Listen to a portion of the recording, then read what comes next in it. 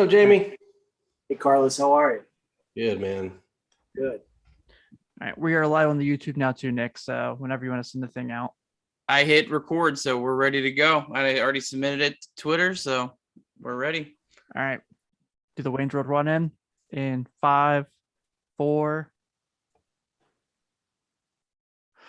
What is going on, everybody? It is Wednesday night, and you know what that means. It's another fun installment of Late Night Reds Talk Live, and the only guest we've ever had on here that knows where I stole that from. I am Tim Daniel, very excited for this week's show. Although a tough night for the Redlegs, still excited to have our great guest tonight. But we'll start with our excellent panel as always. My guy, Mr. Nicholas Kirby. How are you, sir? I'm good. Tough loss tonight, but 2 weeks ago when we met, we're in a lot better spot than we were then. So onward and upward. That's right. Also returning this week, Mr. Carlos Guevara. How are you, pal? What's up, man? I'm doing good. How about you? Well, as you see, after that one listener made fun of my backgrounds, I fixed it.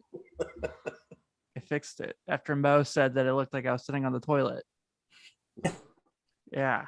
So really excited for our guest this week. This is, if you follow Better Off Red, he is a member of the Reds organization. The guy who gives us each and every month the update of the Reds walk-up music, which make our excellent Spotify playlists. I've been following this guy for a very long time, so excited to have him here with us. This is Mr. Jamie Ramsey. Welcome to Reds Talk, Late Night Reds Talk Live. Thanks, guys. Thanks for having me. So I made reference that you're the only person who's been on the show that knows where I got my opening line from. And I'll go ahead and get this out of the way because I know like you and I have very similar interests here. So Friday night, AEW, Rampage, CM Punk. What was that moment like for you? Because I'm sure it was just as exciting as it was for me. So I actually watched I watched Rampage in my office because if you guys remember, the Reds were playing and like the game went really fast. So it kind of ended right when Rampage was coming on. So it was a perfect opportunity. Like my wife was like, I thought the game got over early. And I said, well, it did, but like I kind of had to stick around in my office for a little extra work. So little did she know that my TV was on TNT that day. Yeah, it was awesome. So for those who don't know what we're talking about, which by Nick's face is him. So former pro wrestling sensation CM Punk made a triumphant return to professional wrestling and was on AEW's show, which is now the I guess you can say a rival brand to WWE, but the wrestling geeks like Jamie and I know like what they're doing is pretty phenomenal. How this also ties into the Reds is if you see behind Jamie, he has a Dimitri Young jersey hanging up. Dimitri Young literally hosts a pro wrestling podcast now with Lars Fredrickson from Rancid. So that's pretty wild. Yeah, he'll text me from time to time. He'll text me the link, and I think it's his way of saying, "Hey, listen to this." He'll just text me the link. He won't say, "Hey, listen to this," or check out our guest or whatever. It's just the link to it, and I'll listen. He does a good job. Yeah, so there's an indie company around here. Like Dimitri, I don't know if people knew this or not. Dimitri literally used to do like run-ins at wrestling shows for like the local brands. Like he would do like run-ins in the rings and like hit people with bats and stuff, like bats. But yeah, man, he was pretty into it. He's this is like the room I'm in now is like our hub for pay-per-views, and Dimitri's been here for 3 or 4 Royal Rumbles, I think. So Cool. we've watched some serious, like now that we've gotten rid of half of your listeners. Yeah, I guess we could talk baseball now, but yeah. Is there any video of Dimitri fighting out there? I haven't seen any. I need to see this. One year when he came for a Royal Rumble, we watched when he was with the Tigers. He went to a WWE show and he was in the show. Like they built him in, like he had a speaking part and everything. And they made like Edge made fun of him from the ring, and it was pretty funny. We watched it, and it was like he told us all about the vaccine stuff, like what it was like interacting with Vince McMahon, and like I said, you know, make sure you speak loudly and slowly so everybody can understand you. So it was a pretty cool behind the scenes thing that Dimitri told us about. It's cool. It is, man. It's just something I'm always gonna love. So it's just that's like the geek part of me that'll always be there. So I knew you were also one who appreciated the arts, so I had to make sure we touched on it before we got into some baseball talk. Um, Obviously this year has been, a lot of fun. I know tonight was a tough loss, but this is a team that right now stands about 9 games over 500. They're in the wild card race still. Although these games against the Brewers are definitely difficult and frustrating as a fan. For most of your career, obviously you haven't been in this situation a lot when you've been around the Reds. So like for you, with this group of guys, with the success they're having, what has the season been like for you to be a part of the organization? I think I told my wife the other day that this is probably, aside from 2010 and 99, the most fun I've had working for the Reds during the baseball season. I think a lot of that has to do with the team. I think 90% of that has to do with the team. But the players, the staff, it's just been really fun. And also, especially like this team is so special because, look, I work for the Reds, but I'm not going to sugarcoat it. They've had bullpen problems, and like that's been like that. It happened tonight, but they've been like pushing through that. And I've never seen a team so resilient where they know that they might have to score 5 runs to win or 6 or 7 runs to win, and then they do it. And that's been fun. And like each one of those guys down there is just a special player, and the season itself has like produced so many I feel like, I don't know how you guys think, but I think this season alone has felt like 5 or 6 different seasons into one. Yes. I mean, you had the Tyler Naquin season, you had the Castellanos Winker season, then Joey turned on what he's doing is unbelievable. It became the Joey season, and then in between there, it's like everybody like has contributed. And I know this might not be a popular opinion among some of your listeners, but even like some of the guys that struggled in the bullpen, like Heath Hembry and Brad Brock, have to be given at least a certain amount of credit for they stepped up to a certain degree when the team really needed them, as far as pitching in big spots. It didn't always work out, obviously, but they came through in some big spots that otherwise the team really didn't have anybody to pitch those innings. So I think you can't forget those guys. I mean, from top to bottom, it's just been a fun team to watch. I know that's a long answer, but I've really enjoyed it. I think we lost Tim, but yeah, no, I completely. He didn't like your answer. We He's like, this is a bullshit answer. I'm out of here. We lost the host. But no, I totally agree. It's really felt, and I think the 2010 team in the 99, like you said, those really felt like full team efforts.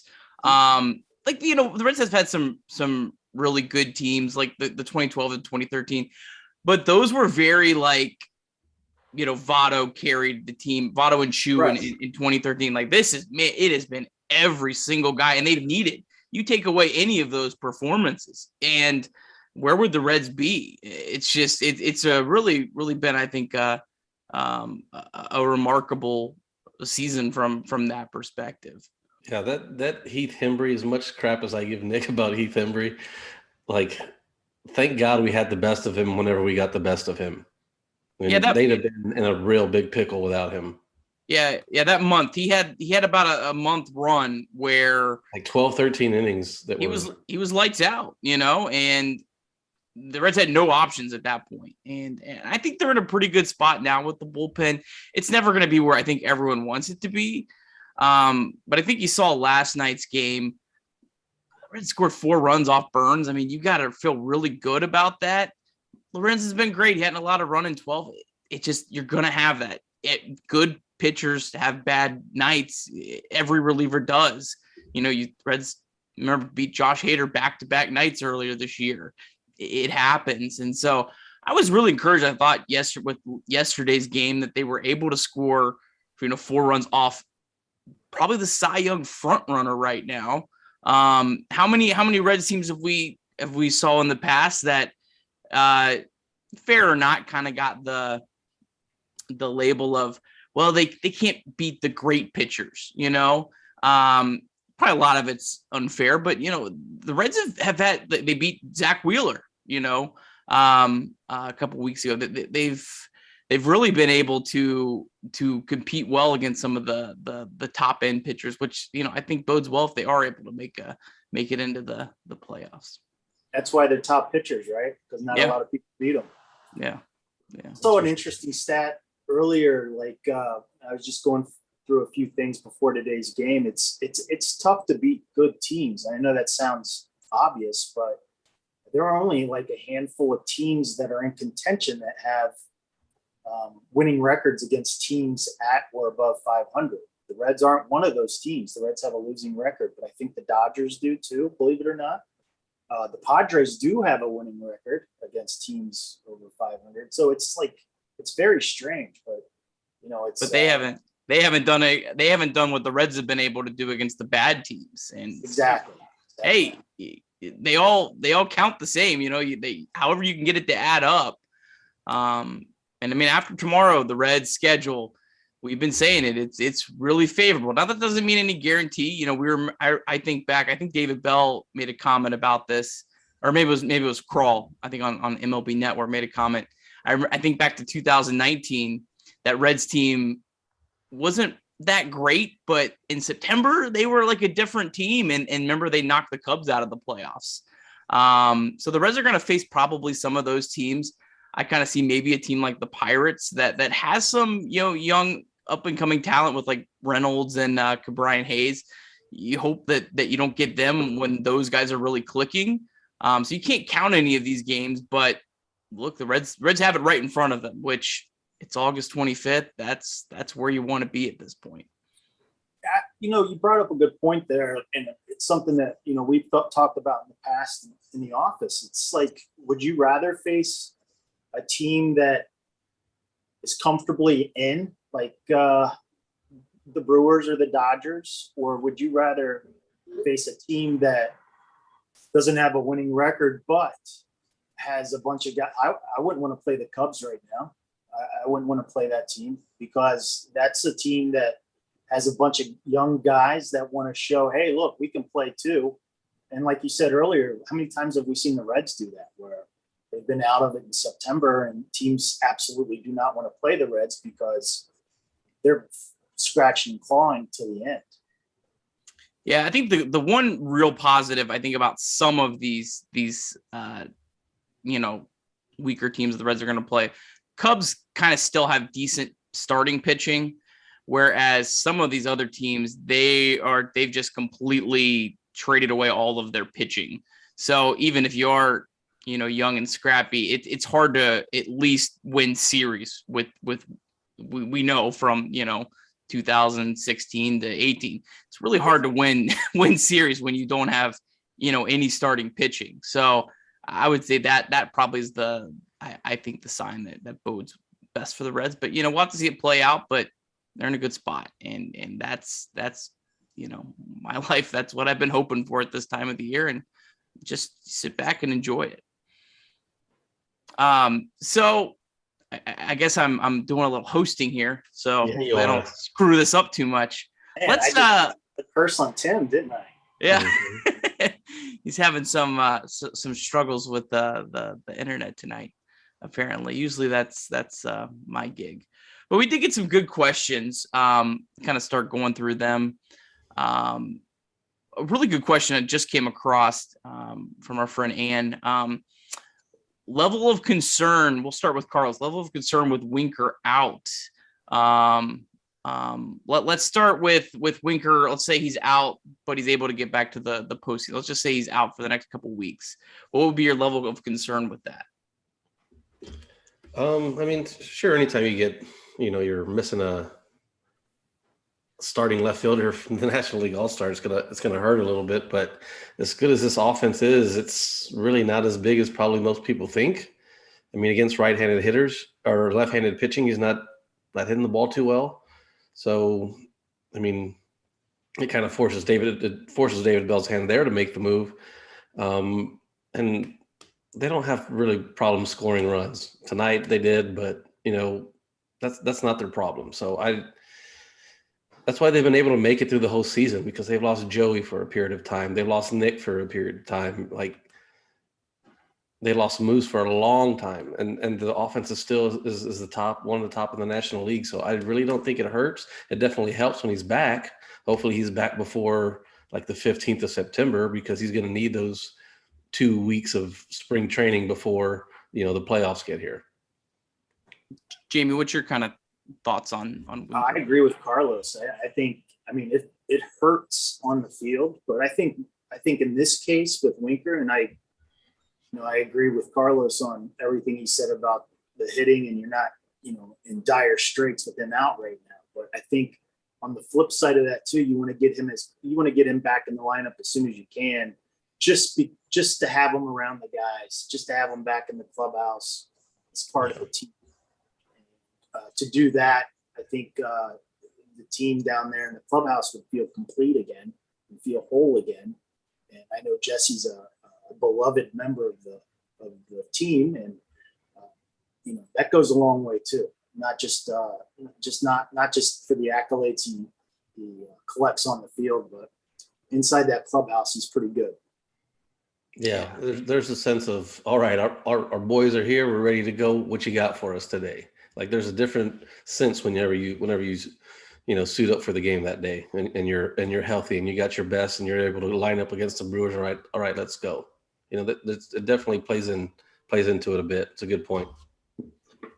Yeah, I think like tonight when you're facing a guy like Brandon Woodruff, that's when you really, really feel, missing Winker. But next couple series, Marlins, Cardinals, Tigers, Cubs, Cardinals, Pirates. Remember, the Cardinals are without Flaherty right now. That if there's a time to miss Winker, that would be the time that you can survive it a little bit more. But yeah, I think Carlos is spot on. You definitely want him back by mid-September, so he can get into, if the Reds are fortunate enough to get into the postseason, he can at least be in some sort of a groove. A lot of questions we're getting about the Reds shortstop situation. I think the three of us are probably like in big minority with the rest of Reds land. I know, Carlos, you have a lot of thoughts on this. What's your thoughts on the Reds' current shortstop situation?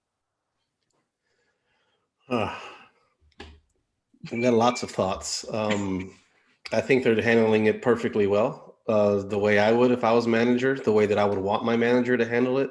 We're talking about, you got to take it down. We're talking about human beings here. So everybody in this clubhouse, like we've talked about earlier, there's been plenty of injuries. There's been plenty of bullpen battles, ups and downs. So you build as a team. You come together. You pick each other up. And Kyle Farmer's been there since day one, and he's still there. And he did really, really well around the All-Star break, a little after. Like, he hasn't played as great, but he's still not hurting the team. He's doing really well. You can't just bring a prospect who was up last year, who showed nothing but struggling, just because he had, a good couple of months in AAA. Like, I hope he's the next Barry Larkin. I really do. But right now is not the time to say, all right, Kyle, thanks for your efforts this year. We'll give you a couple pinch hits here and there. It doesn't work that way. Not in any job. Just because this is the team that you choose to root for, and you think they don't have feelings or clubhouse, like that stuff matters. It does. Like, it has a big part in it, because you take him out like that. So, what are you telling people who want to sign next year? Yeah, we want you to come over here, but you know what? Guess what? If we have a prospect who's doing well, you're probably going to get replaced just because, he did well in AAA. Like, it doesn't work that way. It really doesn't. Jamie, any thoughts on? Yeah, again, Carlos is right on the money, and I was, from a distance and from a lurking standpoint, I was keeping tabs on Carlos's Twitter conversation the other day about this, and I think I can see both. I can see why people want Barrero in there, but like Carlos said, it's like, think about it this way: you and 3 of your friends saved all summer to go to Kings Island at the end of the year, and you really wanted to go, and 2 of your buddies, you and another buddy, had plenty of money to go. You had season passes or something, but you didn't. You had another friend who it took a long time to save up that money to go. And at the very last minute, after he has the money and he's ready to go in with you, you take him out and you put in another guy because he's great at riding roller coasters or whatever. And you put him there. I guarantee you're not going to have as much fun as if, because you're going to say, look, that's our friend. We wanted to go with him. He saved up. He worked hard. He proved that he wanted to do it. He's committed to this. He can't just do that to us. That might not be a good comparison, but that's one of the first things that popped in my mind is like, imagine like if you're on a team or in a family and somebody just plucks one of them out and replaces them with somebody that hasn't gone through the sticks with you. I think, again, going back to the clubhouse thing, and I know that can get overstated sometimes, but it certainly is a thing about disrupting the good vibes only thing. And, you know, especially with Farmer. Farmer's another guy that is like the lifeblood of this team, like a heartbeat to this team. And at the end of the day, is your problem at shortstop? Are you is it that much of a glaring problem there that you need to replace Kyle Farmer? I don't think so at all. If anything, if the last month and a half has showed you anything, is that he can play there. Number one, he can play shortstop. And 2, I mean, how are you going to take him out now when he's hitting? You know? So, yeah, I mean, I'm against it. If you plug him in, you're saying he's going to hit like he hit in AAA, because that's the only way he's going to be more valuable than Kyle Farmer right now. And he wasn't facing big league pitchers in AAA. I will say this. If this team was 20 games out of first place, Jose Barrera would be playing shortstop. For sure. Yeah. I think 2 things that come to mind for me is I think I gotta remember how bad the Red shortstop situation was when Kyle Farmer took over. I mean, it was bad. You know, Suarez was just not cutting it defensively.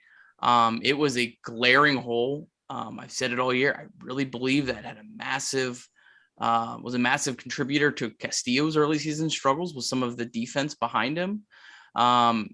Farmer is 7th in baseball in outs above average among shortstops, and there's like 36 qualifiers. I mean, he has been incredibly defensively. It's not just, he's done a nice job. No, he's been really, really good defensively. And, you know, with the bat, I think he's at a 93 weighted runs created plus. So he's holding his own. So first you have that. And then the other thing I think is we have to remember it's a real crapshoot when someone comes up to the big leagues with what their performance is going to be. Sometimes you get Jonathan India who comes up and everything goes well. But a lot of other times you have these other guys that it's taken them a while. They struggle. And we only have, 35 games left. This is a sprint to the finish. So I just wouldn't be in a rush to replace Farmer. Now, look, if Farmer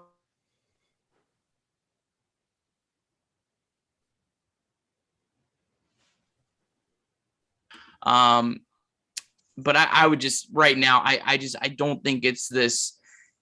I don't think it's going to really make or break or add or subtract really any wins at this point. Like I've never been, super big on the clubhouse field because, it's a business. It's not like the minor leagues or college ball to where we're all best buddies. We're all going to go out afterwards and hang out. It's work. You get there, you go to work, you have small conversations. You don't hang out with these guys after the games. You got families to go home to. It's a different vibe. So to get a good clubhouse fit is pretty important. And again, I don't share many things that Joey shares with me, but like early April, he was like, dude, this clubhouse, it's amazing. Like everybody's pulling for each other. Like we know we're good. We're going to be good. I know it. Like, he's like, I've never been in a clubhouse like this. It's like everybody. Like in the past, you've had great players, but there's so many different personalities that have to come together. And it's like, you saw the Tampa Bay Rays last year. I mean, who were they? Name me 5 starters from Tampa Bay right now. But those guys had so much fun whenever you're watching the World Series. It's unbelievable, and it's true.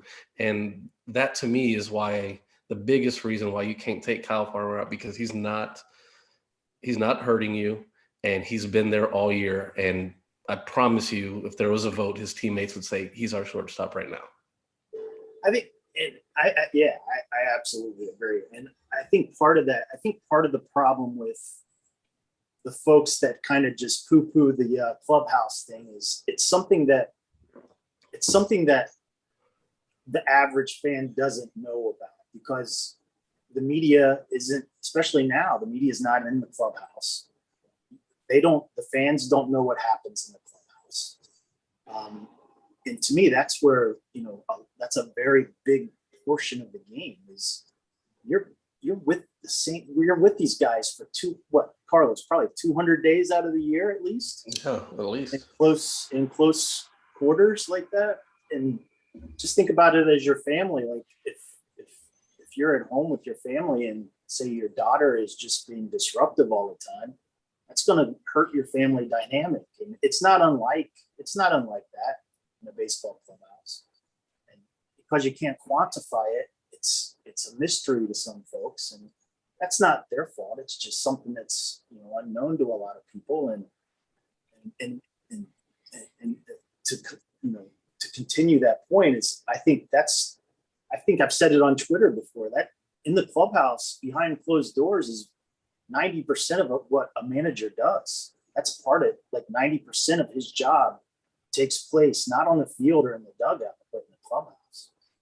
And a lot of the argument too is like, these athletes get paid so much money, like they shouldn't worry about their feelings. Guess what? Nobody cares how much Joey's making right now. Nobody cares how much Jose Barrero in that clubhouse is making right now. They don't. It's not a factor for them. All right. So next question, and Jamie, you may want to not answer this and totally respect that, but we try to answer everyone's questions on here as much as possible. This one came from Bryce. This might be a little tougher to answer, but I think it's a good question. Name the best 8 players in the lineup right now. I'll start this one out. I'll take this one. I would probably, so we're taking Winker out because he said active. So I'd probably say Votto, number 1, which 5 years ago, that would be obvious. 6 months ago, I would have been like, I really have him number 1, but I think he's probably number 1 right now. Then Castellanos, India, Stevenson, Naquin. Am I missing someone? Are you asking us questions, or are you giving your answer? It sounds like you're asking questions. Naquin, Moustakas, Barnhart, Farmer. I don't know. Any critiques with that, Carlos? I don't know. It's hard to answer question in a podcast. Because there's so many things that go into it. But yeah, they're probably going to be in the lineup anyway. The best 8 are going to probably. Yeah. I will say, if I can comment on that just a little bit, I think one of the most underrated stories of this team this year is the production you're getting from your catchers. And I don't think that's talked about enough. I think both defensively and offensively, the duo that is behind the plate for the Reds has been phenomenal. And I think they deserve a lot of credit. Yeah, that's been a fun back and forth with me and Nick this year. We've kind of like chosen a player each guy, and not like, we love both guys, but we just like, when one hits a homer, the other one hits a homer, we text each other right away. Hell, I got a free koozie out of it. Jamie, we had a bet which one would hit a home run first from a certain date. And my guy, David Bell, benched my guy 3 straight games in a row. And the third one, Carlos homered. Next day, my guy homered. So Carlos got a koozie out of it. So congrats. Awesome. Yeah.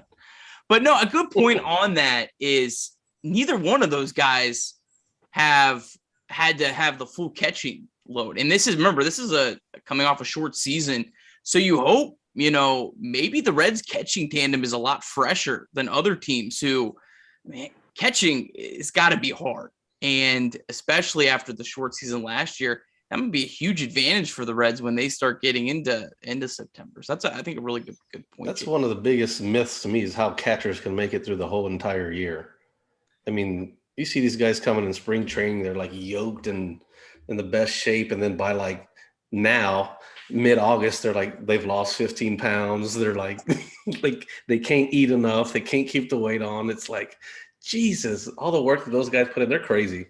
Yeah. Like, I mean, I remember Joey had a quote saying how crazy catchers were, but like, yeah, that's lots of respect goes out to those two. And man, I hope they sign Tucker back next year. Very good. All right. So moving right along here. Big news of the day was Heyman reporting, I think probably what most of us thought, that Castellanos is likely to opt out at the end of the year. We've talked about this a little bit earlier in the year, but I know we had some questions about it, Carlos, and I don't think it's a big deal. I don't think it's a big deal that the Reds didn't trade him at the deadline. Like, this is a year you are in, Reds haven't been in very many years. You want to keep all your guys. So I don't really look at it as a bad situation. If he does choose to opt out and the Reds aren't able to match it, they can get a qualifying offer, compensation pick for him. They could reallocate that money. And they can thank, hopefully, Castellanos for helping lead them to 2 straight postseasons. Like, I see it as a good situation for everyone involved. Carlos, do you see anything really glaring about the situation? No, I mean, I just think it's the timing of this, announcement was kind of weird. Like, it must have been a really slow day in baseball because, I mean, we've known this since March, right? Like, it's probably going to be the action. And whenever he had his April and May, we're like, okay, it's definitely going to be the option. Yeah. Or not taking the option. So, like, I mean, this is just might be some speculation there. Yeah, like whatever. It's a good deal for the Reds, regardless of what happens. I think I'm surprised you don't see more contracts like Castellanos's, where you have the first 2 years you have the ability to opt out, and a lot of people get scared about that, especially when Castellanos becomes the favorite player and has the season that he's had. But, there are benefits to, or I shouldn't say benefits, but there's safety nets in place with contracts like that. Like you said, if he does opt out, the Reds will get something rather than getting nothing. Yeah. Yeah. And I mean, the opt-outs were probably a big reason why he chose to come to Cincinnati. So they got him here, and guess what? It has worked out really, really well for the Reds. So I don't know. I don't really focus on the negative aspect of that. I'm just really glad the Reds have had a great player, for so long. All right. Couple other questions. Then I got one here at the end specifically for Jamie. I want to make sure I save that for the end because it's a really, really good question. Do you like the wild card format? That was a hot topic going around. I'll start. I love the wild card format. I think the wild card format was, I'm trying to remember the year. It started in 11, I think. And in 2010, the year before, the Yankees and Rays were fighting for the American League East, and neither team fought. Like, they just 2 weeks left in the season. There was no advantage other than playing one extra game at home in the division series. Like, what's the big advantage to that? And both teams rested guys. They didn't fight till the end. So I love that the 1 game wild card has eliminated that and made the 162 really, really matter. And I think it's a really great way just to kick off the playoffs with that energy of that 1 game single elimination. And then this year it helps the Reds. The Reds, if they're playing the Dodgers, their chances of winning 1 game against the Dodgers versus winning 2 out of 3, one's higher. So I don't know. What's your guys' thoughts, Jamie? What's your thoughts on the single elimination wild card game? All right, this is where I'm going to stray a little bit. I don't like it. I think a season the baseball season is long and grueling, and it's built on series, and to just have your season go away after one game to me just doesn't make sense. And I know I get it, and I respect all of the the reasons why people like it. I think if you're going to have a season built on series, a 3-game, 2-game, 4-game series with every team when they come in, then you should. I think it's only right to have a playoff as a series. Now, if that's 7 games, 5 games, 3 games, that's fine. But I think it has to be more than one game. Carlos, what's your thoughts? Yeah. As a Reds fans, I really love it this year. But I mean, it sucks for being that, the first wild card spot. Like like you said, your whole season you play for it, you get that wild card spot, and then now you're stuck playing a 1-game playoff, like a winner go home.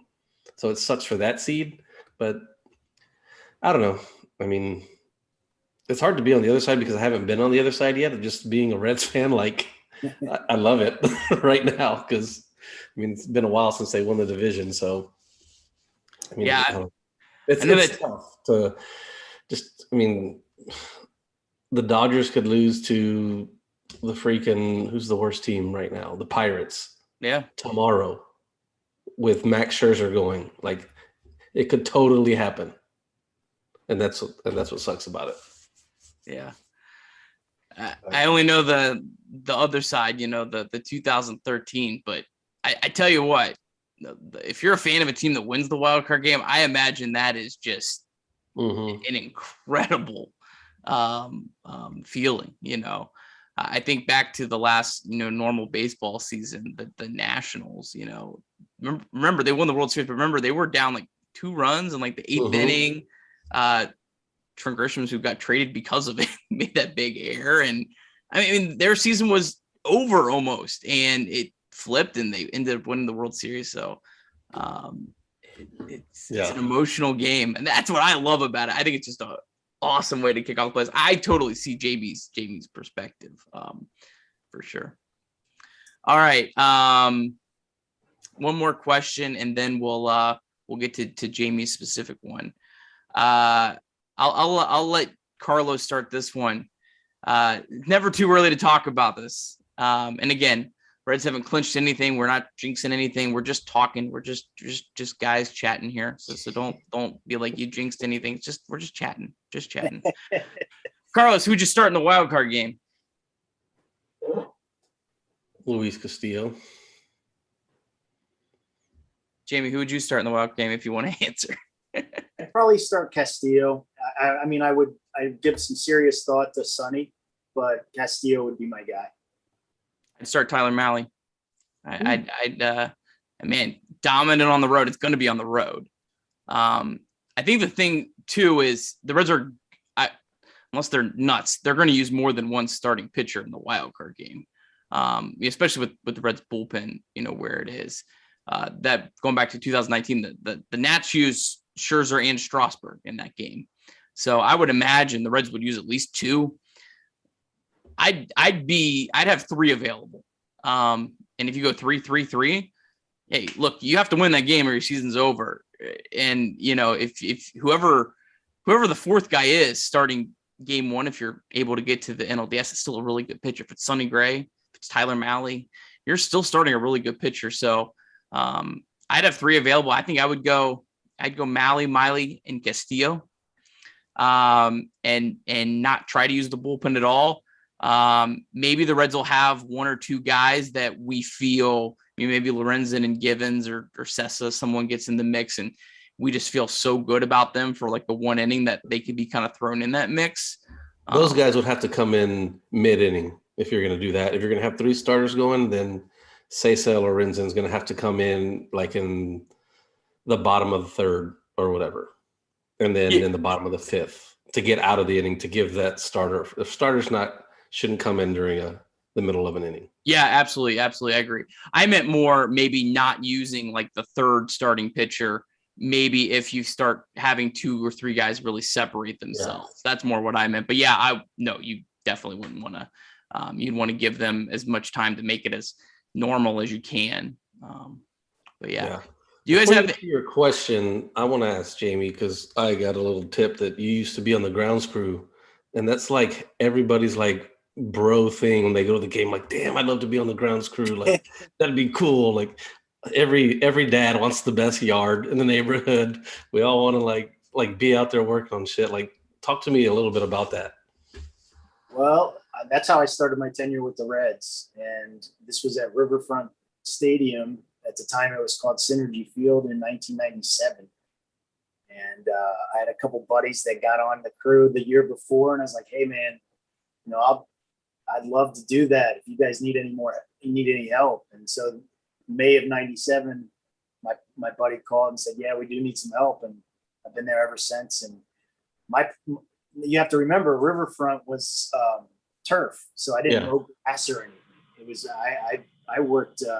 I was the mound guy, so I was the guy that helped build the mound and maintain the mound. And those were some great memories, man. Some really good memories working. That's awesome. That's cool.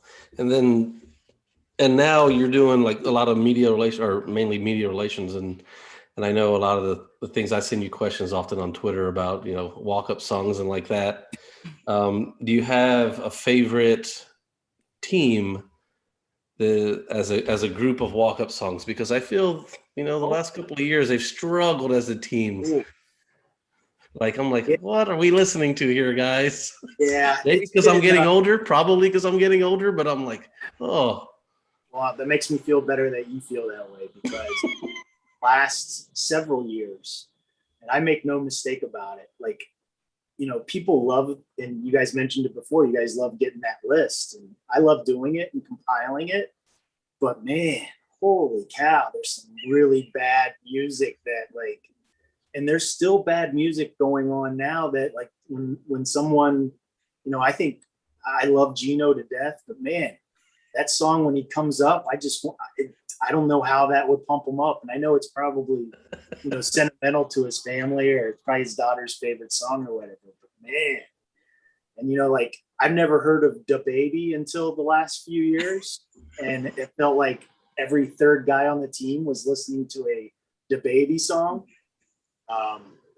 I know this isn't going to be popular, but I'm not a Drake fan at all. And Drake is hugely popular in the clubhouse.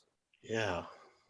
So I guess, like, yes, you're right, Carlos. There's some bad music going on out there, but that makes the guys that do have the good ones, it makes their songs even better, I think. And I love Tucker because he tends to go with a classic rock song that, like, nobody would probably think of, but I dig that. And Michael Gibbons just told me the other day he wanted to go with Ready or Not by the Fugees, which I think is an excellent choice. Oh, I love it.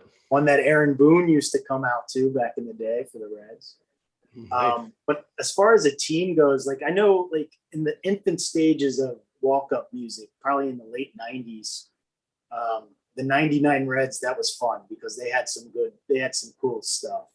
You could hear everything from hip hop to equal parts hip hop, equal parts. God, that was such a great time for music, the late 90s. Yeah. Hip hop, we had alternatives, like, it was all over the place. Like all the time, like me and Joey, like, new music comes out and we'll send to each other, like, it'll be the song and it'll say start at 0.36 seconds. Like, this will be the walk-up. We've done that. I swear, since he's been in the league, we've sent each other thousands of them. And he's never once taken mine and my request. And he's, like, changed it like 5 times. So I'm like, whatever. But we still send it back and forth. And I swear, I mentioned it on Twitter, that his resurgence came whenever Kanye started putting out that new music, because you're not going to find a bigger Kanye fan than Joey. And whenever he started leaking that stream, Joey came back. Joey's getting hype. He's not sleeping at night because he's listening to new Kanye music. I feel like there's not as many guys that, like, have, like, the same song for, like, I remember, like, Scott Rowland had Coldplay for, like, his entire tenure. And his daughter's favorite song. had Brass Monkey. I feel like everyone changes it up now. There was something just, even if you didn't like the song, there was something cool about like that was that guy's song. Like Scott Rowland, every time he came up, it was that dun dun dun, you know, and it was, I don't know. I kind of like Black was really cool. Like at first I was like, yeah, this is kind of but it was like, you know, everybody in the crowd would be like clapping. So that was the cool part of it. Painted Black for Joey was like Stone Cold's like glass shattering for me. Like when I heard that, like that opening note and people clapping along is like, not that Joey's at bats aren't already appointment viewing, but I was just already focused. Like, oh, I'm pumped up. I can't wait to see him. Like, the text has been sent. First playoff home game, Painted Black. He's like, hey, look. Charlie Watts just passed away, and Joey's like really in tune with what's going on in the world. And I would not doubt that when they come back home that he goes Painted Black.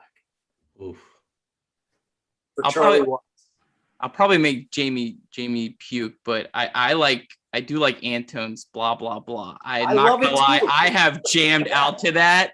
Yep. Ever since I never heard the song and I heard it, and I've jammed out to it all summer. What's your walkout song, Nick? Okay, good. Wow, I can't believe we agreed on that. I thought you would hate that. So no, that's one of the better ones. Yeah, it's kind of just Nick. What's your walk-up song?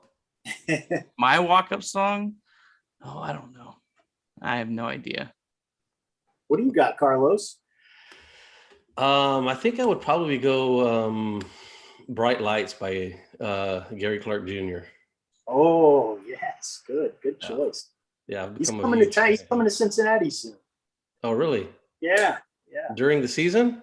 I want to say maybe next month. I could be way wrong on that. Now I'm going to have to do some research before I go to bed tonight. Be at the new venue, I think. Me and the wife have been going to see him at Red Rocks the last several years before COVID. We'd go like every September for like 3 years in a row. Unbelievable. Yeah. I'll embarrass myself. I'll probably go Jet, Put Your Money Where Your Mouth Is. I need something that really like bangs, but I don't think I'll get a major league at bat. So I don't think we'll have to. I don't think Jamie will have to add that to the playlist. Jamie, you got one? Mine change from time to time. Like I don't have a current one that I like. Sometimes I'll think about like if I'm in the car or whatever, like, man, I wish somebody would come out to this or whatever. But yeah. It's funny how like you listen to songs different, like this little 20-second clip would be awesome, you know? Yes, exactly. All right. Well, we'll close the show on this question. This comes from our pal Steven Offenbaker, has a really good podcast. Good question for Jamie. Jamie, how do you feel about the collection of independent websites, blogs, vlogs, podcasts, etc., that have developed to discuss the Reds? Do they pose any challenges for you in your job? Do you see them growing in importance? Yes, I'm a big proponent of what has gone on over the last 10 years online. I'm a big supporter of the blogs that and I read them and I keep up. I don't read all of them, and quite frankly, it's hard for me to do that away from the ballpark because once I'm away from baseball, I want to be away from it. But I do keep an eye on it. I keep my finger on the pulse of Twitter, and I see what's being said and all that stuff. And challenges, no, but I will say that it's, I think it's important not to confuse a lot of the blogs with what hard news is and what the jobs that the beat writers do. That might not be a popular thing to say, especially here, but I think for the most part, the blogs are probably, and you guys feel free to correct me if I'm wrong, are 90% commentary, maybe even more than that, rather than what journalism, a lot of what journalism is breaking stories, fostering sources, creating exclusive content. And that's no fault of the blogs. That's just the way it is. I mean, it's a lot of the people that are running blogs don't have the access. They don't have the relationships. They don't have the sources. And what they do is great. And to me, like when I see a Reds blog that means, one, somebody cares enough to do this. Two, they care enough that they want other people to read about it and to listen to it. And if they have an audience, that's great too, because that means there's more Reds fans. And I think what gets lost on social media, especially, is that we're all rooting for the same team. I mean, it's kind of weird to see that, because when you see, I got to be careful how I say this, and you see maybe a local radio personality go absolutely crazy over the fact that a certain player is not on the team currently, and he's playing in Louisville or he's on the IL.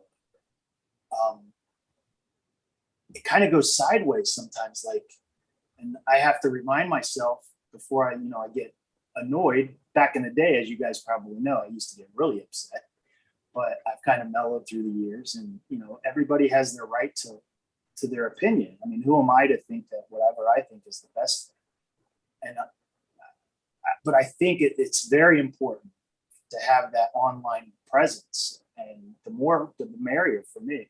And I don't think it's any challenge at all. Awesome. Yeah, I think that's a great perspective. Yeah, we are not journalists here on the show. I hope no one ever is confused of that. I want to make it very clear. We're just dudes who want to talk about the Cincinnati Reds and have a good time, and hopefully.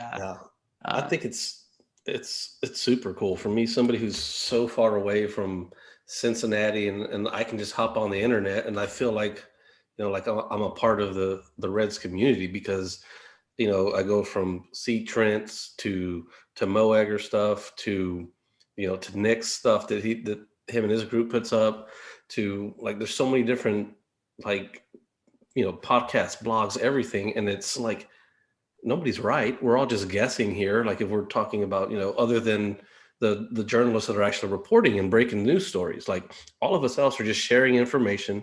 We're gonna disagree. Like the other, whenever I was talking with Doug the other day about Barrero, like we just disagreed and we're going back and forth. And some people were like, "Hey, you guys were rooting for the same team." Like, well, we know that, but we're just trying to educate each other, and we're just like we'll be back on the same team once this conversation's over. Neither of us is going to be right, I promise, and we both know that. But we're just both driving home our points, and that's what makes it fun for me. Like, that's why I feel super lucky that I've been able to be within this Reds community, and being able to have a conversation with someone like you, Jamie, who's really tight in there. Like, it's been pretty fun. I feel really lucky. Yeah, and that's another thing that when the blog was popular and we were going to town on Better Off Red back in the day, that's the first thing that I felt was the community, and how it can be mean on Twitter, it can be terrible, as you guys know, but the Reds group, to me, the blogs and the folks on Twitter, the regulars, I felt like they just kind of opened they made me feel part of their group and that community. And that's a pretty brave thing to do for somebody that works in the organization, that can be considered the man type thing, but they've been great. And I'm always thankful and grateful for that, for the Reds online community, for doing that for me. And plus I don't know, it's just, it goes to show that we're all, again, we're all pulling for the same team, and we just want to have fun and be entertained. That's the way I look at it. I will say, when every game, everything would be fine. Twitter would be such a happier place. Yeah, exactly. But that's not, I mean, even now, this team's going to lose 2 in a row from here on out. There could be more times that the team loses to it. So let's just kind of be cool about it and enjoy the good stuff by all means. But I also think I think it's important. You guys already, Carlos, you just touched on it, and I think it's important for me to encourage your listeners that if they want good Reds coverage, I think the first thing that they need to do is to seek it out. And I think they need to begin first and foremost with the people that are embedded with the team. And that, to me, is C. Trent, Mark Sheldon, Bobby Nightingale, Charlie Goldsmith, and then you branch off from there. I think it then branches off from there. I think casual Reds fans can get confused by, people that have the loudest voice. And because you have the loudest voice doesn't, as we see on political news shows these days, just because you have the loudest voice doesn't mean you know what you're talking about. And there's so many things that go on behind the scenes that go into a decision, a player decision, so many different things that unfortunately not everybody has access to that information, nor should they. And the Reds are put in a bad spot when somebody like Nick Senzel, the Nick Senzel story from last week happens. And, the Reds can't really comment more than just the transaction, just the simple transaction. And that's what's kind of at a disadvantage for official Reds people on Twitter and social media. Mm-hmm. That's got to be brutal when you know something you can't. Things. I mean, and it's just not that. And I'm not even implying that there's a story behind that. I'm just saying that to me, it's like, how do you not defer? And this might sound really uppity, but how do you not defer to the experts? Like, I have a pretty good idea that Nick Krall is going to get some votes for Executive of the Year this year. Who am I to suggest that his player moves are disingenuous or, that he's not doing his job?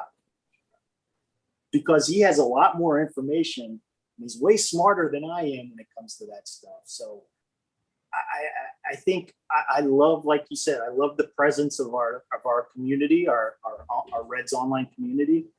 I think, as a rule, I think, and you see this on radio and you've already seen it on radio and TV, but the internet has a lot of people who really like their own opinions and have a very high level of self-importance. And this, sadly, I felt that way when, the blog was going well. And I felt like, I felt like, I got a good handle. I've been watching baseball for 20 years. I've been with this team for 20 years. And, as you grow up a little bit and mature, it's like, maybe I should practice a little more humility and, think things through a little bit. And I don't know. I'm getting off on a tangent, but I think it's still working on that. I think it's important to just be respectful of the people that get paid a lot of money who have to make those decisions and have to make the really unpopular choices and have to be the fall guy too. It's not like they're doing everything they can to win, whether you believe that or not. And I know some fans out there won't believe that, but I can assure you, I can promise you that is the case. And if for no other reason, there's so many other people that you don't know about it's important for the team to do well, not just for, the people on the field and the Nick Kralls and the Sam Grossmans, but for the guy that's showing somebody to their seat every night. They need to, when the team's doing well, they're going to do well. And it's a business, it's a company, but there's a lot of people who depend on the success of this team and, quite frankly, who love this team. And me being one. That's awesome. Yeah, I love your perspective on that, Jamie. I think that's really good, really important.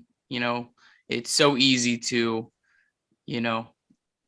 not think about all that goes into each and everything. But I certainly don't agree with everything Nick Krall's done this year. I don't agree with everything David Bell's done this year, but I think they've both done a good job. I absolutely. This team is 10 games over 500, and I'll say it. I don't think there's a single Reds fan that if you had said before the season, August 26th, would you take the Reds being 10 games over 500? I don't think anyone would have been like, oh, no, I think they can do better than that. I think everyone would have, and we got to try to have that perspective a little bit. It goes, I think it goes a long way. And while I'm waxing poetic about, while I'm being complete bootlicker for our team. Not only do I think Nick Kroll has done an amazing job this year with what he's been given and for what he's been asked to do, but again, this might not be a popular opinion because, you know, the manager's never right? But I think David has done an amazing job. And I think he did an amazing job last year. And like I said, 90% of that job is behind closed doors that a lot of people don't know about. And I think the things that he does and just the patience that he's, you know, like people get so upset because, you know, and I'm one of them. It's like if another, you know, reliever A has given up, you know, the lead again, you know, it's like, how much longer are we going to keep running this guy out? But David has shown an unbelievable amount of patience with people in which it's paid off. And I think exhibit A for that is not a specific player per se, but last year in the 60-game season when they didn't turn it on until 2 weeks to go, David, every single night in those Zoom calls after a loss, said, we're gonna turn it around. I believe in this team. I don't think it's going to happen. I know it's going to happen. And guess what? It happened. And I don't think he gets a lot of credit for just the patience, especially during a 162 game season. Like, you have to be patient and you can't be impulsive. I mean, in some cases it does warrant it. And you have to make transactions, but he's done a phenomenal job. He's navigated a lot of challenges this year. Yeah, no, I agree. And we talked weeks ago. We think David's extension should be picked up. We're big David Bell supporters. All right, well, it's getting late here. Let's wrap this up. Jamie, thank you so much for coming on. Loved having you. Really appreciate your generous time and I'm hearing your perspective. We'll be back next week, as always. If you guys are listening or watching live right now, make sure you subscribe to us on Apple Podcasts, Spotify, YouTube, wherever you get your podcasts. Give us a 5-star review, as Tim always says, way better than I'm doing right now. Do that. And then lastly, Marlins, Cardinals, Tigers, Cubs, Cardinals, Pirates. That's who the Reds got coming up. This is a good team, believe it. We'll see you guys next week. Nice. Thanks. All right. I don't know if our live stream, no, it's still going. Stace is still going. I don't know how to stop it. So I guess we're just going to. That was fun, man. Jamie, I felt like we could have gone a long time. That was good. We're still live on YouTube. I don't know how to turn that off because it was on Tim. So this is like the after show. This is don't where say that you don't let on YouTube. Right? We did that once. We didn't know we were on YouTube, and I said something pretty stupid. So hopefully. So. Hey guys, that bad, I appreciate it. Yeah, thanks so much. Really appreciate doing a late night too, man. Awesome. Thanks so much. Yeah, it's good to chat with you guys. I appreciate it. Appreciate the support. Absolutely. All right. Sorry about him though. I didn't mean to like knock him out, man. Yeah, you really pissed Tim off, Jamie. First question was a doozy, man. He was like, "I'm done." He was exhausted. Tim is not a late night guy, so it might have been good for him. He got there early, so got it. Very good. All right. Well, thanks a lot. And then I'll be editing this. This will be posted. I'll tag you in and Jamie and all that. So thanks so much, my man. All right, we'll see you. All right, see you, Jamie. All right. I'm just gonna go and end this because we're live. So all right. Bye.